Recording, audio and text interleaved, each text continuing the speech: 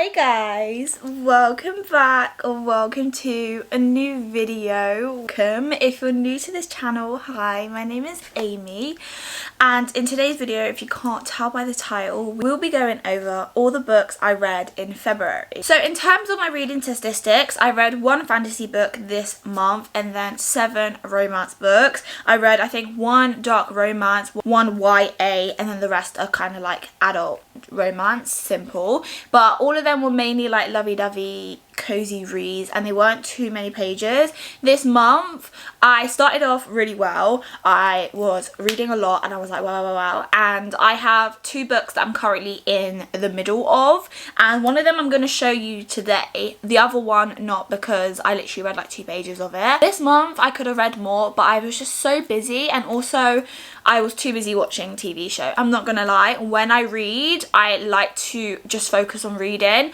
but if I'm watching a TV show I can't read at the same time. So what I've been doing is I either read or I watch TV, and this month I've done a lot of watching TV. Plus I've actually been quite out and about more often, so I haven't really had as much time to read, plus obviously work as well. Most of these books were from my February TBR, which I posted a few weeks ago or last month, but I obviously read 8 books and I'm excited to get into them. I only had 1 5-star read this month, but most of them are between the 3-star and 4-star range, so I'm really excited to get into the books. But before we start, if you're new, if you enjoyed this video, make sure you give it a like and a subscribe. Also follow my socials down below, check out my other videos. Obviously we have my March TBR, which I just posted, and I'll link it just here and up there. We also have my bookstore vlog that I just did, and then I also have a vlog that should be coming out in the next few days. If you stumble across this video in the next few days, make sure you check out all my other videos, plus my upcoming one that's just probably be out by the time this one's out. So let's get into our February reads. So the first book that I read in February was no other than A Court of Silver Flames by Sarah J Maas. This is obviously the last book in the ACOTAR series. I think in my January wrap up I mentioned that I had just started this, or I wanted to read it, and I finally read it. I finished it. This is a book that I've been putting off for a while. I think the last time I read any book from the ACOTAR series was in like November time, December time, so it had been maybe like 2 months since I had read it, so not too long, but I just kept pushing it further and further back on my reading list because I was so scared to read it. But then I found out that there's actually going to be more books in the series, which I'm happy about. This book. So if you guys probably couldn't guess, this book was my 5-star read just by judging my annotations. So this book features Nesta and Catharina. Obviously it features all the other characters, but this book focused mostly on Nesta, who is Feyre's older sister, I believe. Yeah, older sister. And in the book she's not really the most favoured character. She's kind of seen as cold-hearted, a bitch, and yeah, this book, it was her redemption. It was her redemption. Like, I've always been obsessed with Nesta. I just knew there was more to her character, and this book made me fall in love with her even more. Like, I was obsessed. The training stuff, her friendship group. What I really loved about this book is Nesta found people for her. I feel like when she finally saw Ferrell again and she saw her new family, she felt alone, but also at the same time she pushed people away. But I also think it's because she didn't feel comfortable in that situation, and in this book she meets people that obviously she falls in love with. If you haven't read this book, obviously check it out. The ACOTAR series I love so much, and I recently purchased the Ferrell Glass series so I can read that, which is actually in my bookstore vlog. And this book, Catharina, Nesta, this book definitely is a lot more heavy on the spice compared to the other books, but I don't care. It was my favourite couple, so I was waiting for them to have their own book, so I wasn't mad about it. And I feel like for these 2 characters it makes sense. Sarah and Ryzen, like, I don't know, like, for me, they don't scream as like a very sexual couple. They do, but not like on it. Catharina and Nesta, they seem like a couple that every time they look at each other, they just want to rip each other's clothes off. So seeing that in the book, I just loved it. I loved also the intimate, the bits where Catharina, obviously, he's always kind of like had a thing for Nesta throughout the books. Obviously, you'll see that, and this book really delves deep into it. I just love the book so much. It was just so good. There were so many twists and turns, and it was was just such a good way to end the series for now. Obviously I know there's going to be more books, but this was a good like ending. And actually it wasn't that hard to read. I think this book is about 600 pages, and in my head I was like, oh my gosh, it's going to take me so long to read. I think I read this within a week. Yeah, I think it took me a whole week to read it, but I just love their story and rock on for the next books. But this was the first book that I read in February. Next we read Wildfire. So I actually started a reading vlog that actually is coming out hopefully in March. It's been taking me a long time to film this video, but I still need to keep going just because of the nature of the video. But I read Wildfire. This is the second book in the Maple Hill series. The first book is Icebreaker, and this book is by Hannah Grace. I love this book. I gave this book a 4 stars. This book features Alora and Russ, so basically they have a one night stand. She like vanishes because she hears him talking to himself in the bathroom, and she thinks like he's waiting for her to leave. Basically nothing happens, don't see each other for a while, but then both of them go to work at a camp, and they actually realise they're both there. So they're like, what are you doing here? And they can't hide that they still have chemistry. This one has this miscommunication trope. Like, I hate miscommunication, but this book actually deals with it really early on. And just the camp vibes, what I loved about this book, I loved the cozy camp vibes mixed with like the side characters. It just felt so like homely. Like, I could actually picture this book as a movie. I actually think I preferred this book over Icebreaker. I rated Icebreaker I think a 4 stars when I read it at first, but this book, I definitely think this book takes the lead in terms of the series. These two characters, Russ was my baby. Like, I just love the golden retriever but also shy personality, but when it got to the spicy scenes I was like, woo! Russ, you're not shy anymore, are you? Yeah, I just loved it. Laura as well, I loved her personality. I loved all the side characters. I loved seeing all the other characters again. Nate, Anastasia, obviously Henry was in there, who the third book's going to be about, and I'm actually really excited. But Henry, I just love his personality as well. And he's just like very much golden retriever but very extroverted. And I just love this story. The plot, everything was perfect. That's why I gave it a 4 stars. There were 2 things missing. One, because at the beginning there was like miscommunication trope, which I hated. I was like, why can't you guys speak as adults? But then it got resolved quite quickly, and also it just didn't give me the 5-star feeling, which is why I didn't give it a 5 stars. But all in all, it's such a cozy campfire read, definitely perfect for this time or even summertime. I feel like there's obviously like summer camps and stuff like that, but this was just so cozy, so fast paced and so easy to read. That's what I love about Hannah Grace's book. They're so easy to read. And also look how beautiful this cover is. It's got the sprayed edges and I'm obsessed. So that was the second book that I read in February. Next we have Check and Mate. Again, this is from another reading vlog that I'm currently filming. This book I decided to give a 3 stars. So this book features Mallory.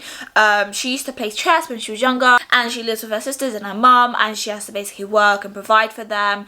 And one of her best friends is like, be on my team for this chess tournament, and she's really reserved to do it. Then she finally says, oh yeah, I'll do it. And upon competing, plays against no other Nolan, who is known as the best chess player in the world, and she beats him, and she's shocked. And from there she enters a whole world again of competing for chess and all that stuff, and it's basically a book about her falling in love with chess again and realizing actually you don't actually have to quit. Also, Nolan from the get-go, he had feelings for her. It was so obvious. This book is a very much YA. There wasn't any steaminess, smart into it. If you want a nice, easy, cozy romance that has no smart or spice, this is definitely a book to read.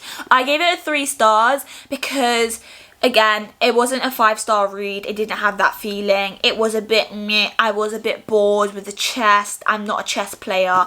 I don't like chess. So it was a bit hard for me to kind of read, but I just love the side characters. I kind of like the build up. I love the character of Mallory. I could really relate to. Obviously we don't live in the same situation, but the stuff she had been through as like her older daughter and the stuff that she felt was her responsibility is stuff that I very much dealt with growing up, and I definitely related to this character, which is why I gave it a 3 stars. I really enjoyed the fact that you could relate to characters, they had depth to them, but I didn't really like the chess because I'm not a chess player. But if you like chess, or you don't mind chess, or I don't mind chess, so which is why I kept reading it. I wouldn't say it's a book that I don't like. It's a book that I would recommend to everyone. 3 stars is a book that I actually recommend to quite a lot of people, but it depends on what your tastes are. And this is a book that you kind of have to have a particular taste and enjoyment of chess, or at least know a little bit about it for you to like fully enjoy it. But still, I really enjoyed it. It was really cozy, really simple to read, very fast paced. I really love Ali Hazelwood's writing. Her writing, again, so easy to understand. I read The Love Hypothesis, which I really liked, so I decided to read this. And next I have The Love Theoretically to read next, and I thought I'd read Ali Hazelwood. She's just an easy writer to read. Like, her writing is very simple for everyone to understand, which is definitely why it's in that like YA category, so especially in my eye. But all in all, it was a really good book. I enjoyed it, and I really enjoyed the experience of reading it. So next we're gonna go on to this book here. I have a very mixed feelings about this book. When I was reading it, and when you see the vlog, my reaction to this book is tragic to say the least. But this book that I read is If You Had Been With Me by Laura Nolan. If you know the stuff about this book, it basically features Autumn and Finn. They used to be best friends. They used to be like this, and they're no longer like that, and now they're older and she has a boyfriend. He's popular now, and basically this book gets spoiled from the beginning. So something happens right at the start, and then the rest of the story shows it leading up. So what I love about this book is the timeline. I really love seeing the main 2 characters grow from being really young, I think they're like 9, 10, to being teenagers and then adults. I really love that. It wasn't rushed. It was really interesting. Like, I haven't read anything like that before, which I really enjoyed. Also, oh my gosh, the heartstrings, it pulled at my heart because it was just so emotional. Like, nothing emotional was happening, but knowing the fate of one of the characters from the beginning and then reading the lead up, you know what's going to happen because it's told you at the beginning, but you still don't prepare for it. So when it got to the scene where they actually fully tell what happened, I was devastated and I couldn't hold my emotions in. Like, your heart dropped. It was picked back up, it was mended, and then broken again. Stomped on it, and then chucked it out the window. And that's the best way I could describe this book.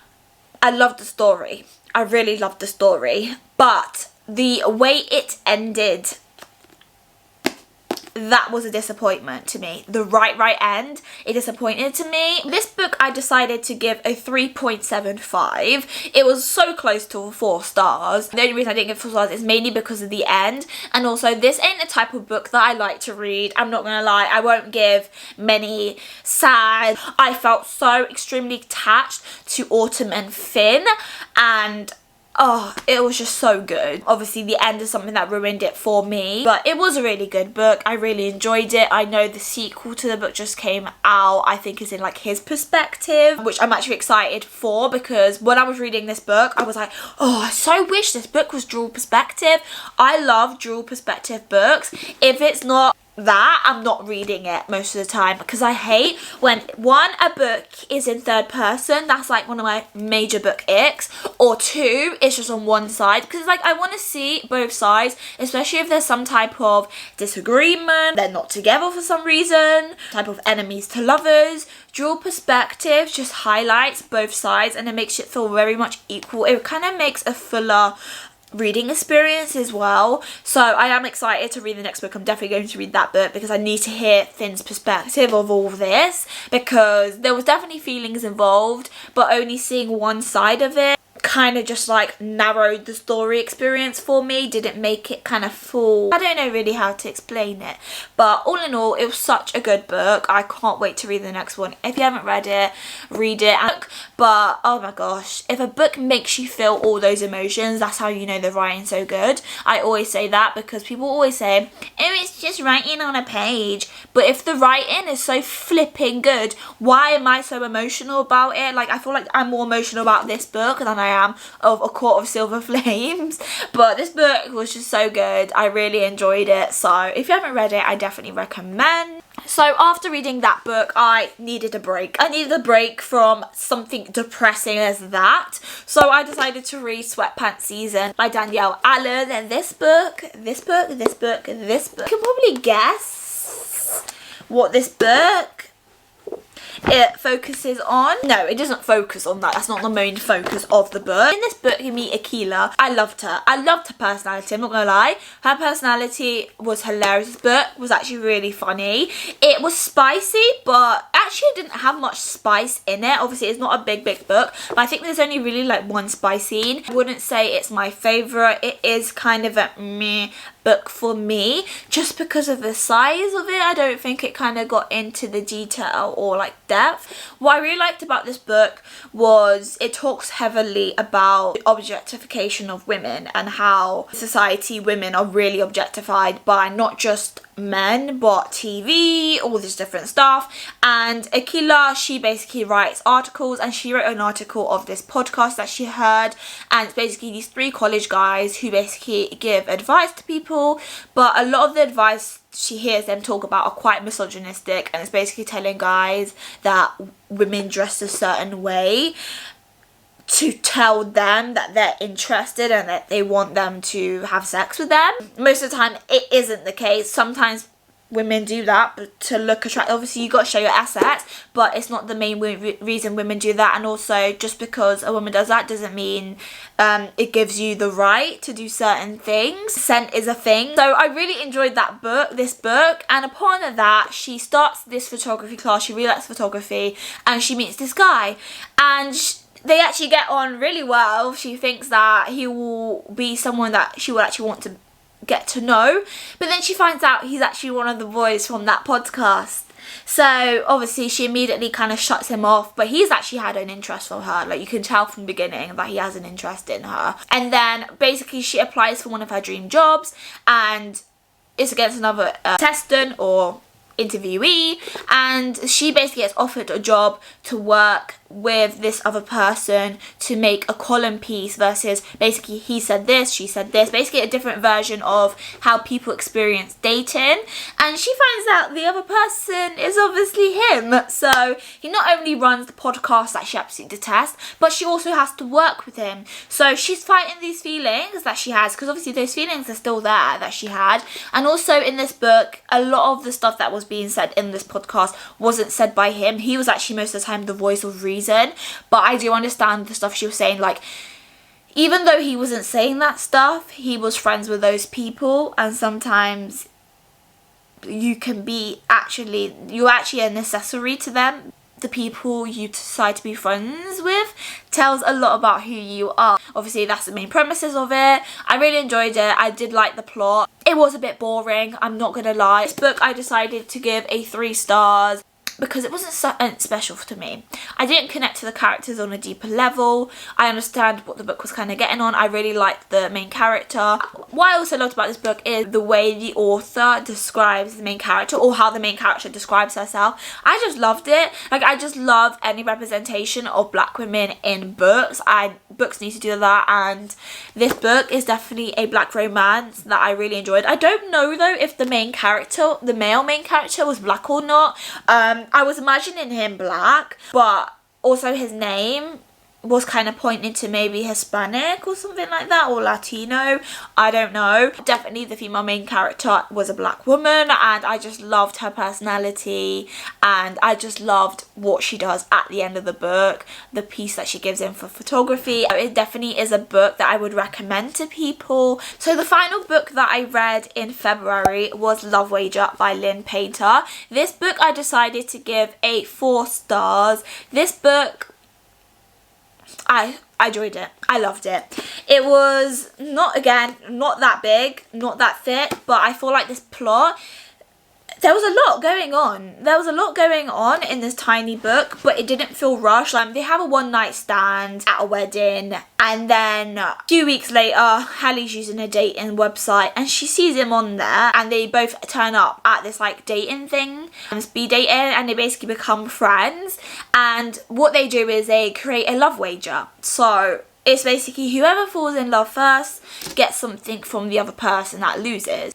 stuff like that, love wager, you know it's not going to end well. It's not actually going to end the way you think it's going to end, and when you're playing with love, it's not going to go the way that you think it's going to go. And this book, I just loved Jack and Hallie. Them two, the plot, this book was very much summer vibes, spring vibes. It was just so full of life. It was a book that I actually got quite a few annotations from, because Jack, he needs to be my new book boyfriend, because Jack, I'm obsessed with him. Like, he remembers how she likes her tacos.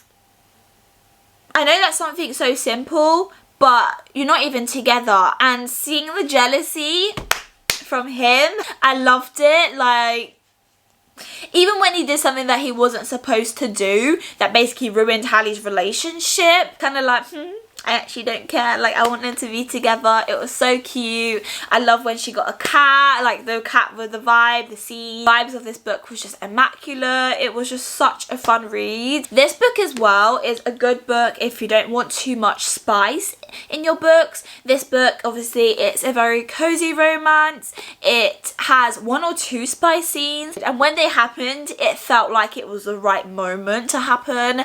And yeah, I just love the wedding vibes that happened. I love the summer vibes that it gave, and it's definitely a book that I wish I read in the summer. I might have to reread it in the summer. The reason why it didn't reach like 4.5 or above is because I wanted a bit more depth. The book, again, obviously it's lighthearted, something like that, but it doesn't have depth, and also I didn't have the 5-star feeling.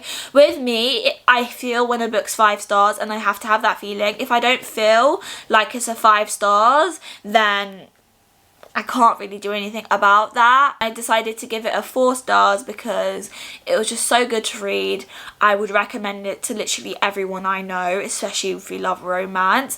It's a book that has the spice if you like the spice, but if you don't like too much spice, it literally has 1 or 2 scenes, so it's not something that it's just smart all the time. So definitely recommend it if you haven't read this book. I love Lynn Painter's writing style. This is the first book I've actually read from this author, so I'm definitely going to be buying more books from this author. I know she has another book called Mr. Wrong Number, which I really want to get, so I definitely want to read it because her books are just so fun to read. It was a good way to wrap up February. But those are all the books that I read in February. It was a good reading month, but I want it to be better. Some of the books were a bit meh, so I want it to be better. Obviously, nothing was under 3 stars, so it wasn't the worst reading month, but I definitely want to prioritise reading books you're going to enjoy. And yeah, these books lived up to the standard. I really enjoyed reading majority romance this month. I will be diversifying and reading some more genres as the weather gets better. We're now entering March, which means springtime, which means summertime. Winter's behind us, which I'm happy about, which means we're going to have lighter days, which means I can film in this beautiful weather. I feel happier. I don't know if you guys can tell that I'm already glowing and I feel happy and healthy. So yeah, I'm really excited to see how the rest of my reading is going to go, what my reading month's going to look like for March. But yeah, that was all the books I read, so that is the end of the video. Again, if you enjoyed this video, make sure you give it a like and subscribe. Check out my other socials down below. I want to connect with you guys. Check out my Goodreads to see my full reviews on these books. Also, what have you read in February? Did you have a good reading month, a bad reading month? Did you read a really good book? Did you have any 5-star reads? If you did, what were they? How are you feeling about the books that you have currently read or the books that you want to read? Make sure you have a good day, good week, good evening, good morning, whatever time you're watching this video. But as I always say, I love you guys. I'll see you guys in the next video. Bye! Everything goes right. I can feel the breeze. Euphoric delight.